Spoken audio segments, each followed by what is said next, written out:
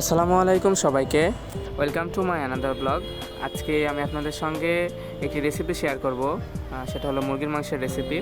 তো প্রথমে আমি একটি পাতিলের মধ্যে পরিমাণ মতো পেঁয়াজ কুচি, রসুন কুচি দিয়ে পরিমাণ মতো তেল দিয়ে এটা নাড়তেছিলাম। নেড়ে তারপরে ভিতরে মরিচের গুঁড়া দিয়ে দিলাম। এখন মরিচের গুঁড়া দেওয়ার পরে এখানে হলুদের গুঁড়া, তারপরে পরিমাণ মতো লবণ সেটা দিয়ে দিব। দিয়ে তারপরে এটা যতক্ষণ পর্যন্ত একটু লাল লাল ভাব না আসবে ততক্ষণ পর্যন্ত এভাবে নাড়তে থাকবো আর কি।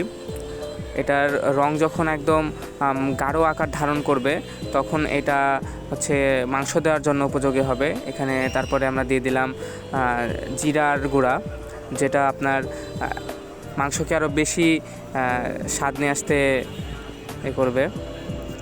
তো এটা আমি নেড়ে নিচ্ছি। নিয়ে এখানে আরও হলুদের গুঁড়া দিয়ে দিলাম যেন রং আসে। আপনারা পরিমাণ মতো দিয়ে দিবেন এবং দেখবেন যে এখানে রং কতটুকু দেখা যাচ্ছে। তো তারপরে এখানে আমি রেডিমিক্স যেটা মাংসের মশলা আছে সেটা দিয়ে দিলাম। দিয়ে তারপরে ভালোভাবে নেড়ে নিচ্ছিলাম। নিয়ে তারপরে আমরা দেখতেছিলাম যে এখানে মাংস কেটে রেডি করে রাখা হয়েছে। আজকে বেসিক্যালি আমরা খাবো হলো মুরগির মাংস দিয়ে খিচুড়ি, তো সেই উপলক্ষে রান্না করা। তো এখানে মুরগির মাংসগুলা কেটে রাখা হয়েছিল। তারপরে আমরা এখানে রাইস কুকারের মধ্যে যে খিচুড়ি রান্না করার উপকরণ সেগুলো দিচ্ছিলাম।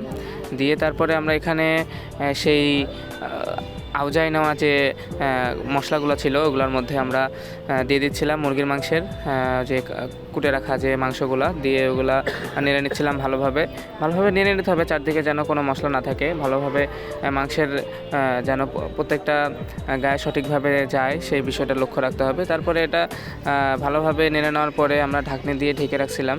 ঢেকে রাখার পরে 10-15 মিনিট পরে আবার ওইটা উঠাতে হবে। তো সেই দিক দিয়ে আমরা তখন খিচুড়ি উঠাই দিচ্ছিলাম। দিয়ে তারপরে এসে দেখি যে এখানে মাংস থেকে যে পানি বের হয়েছে ওইগুলো হয়ে একদম হয়ে গেছে।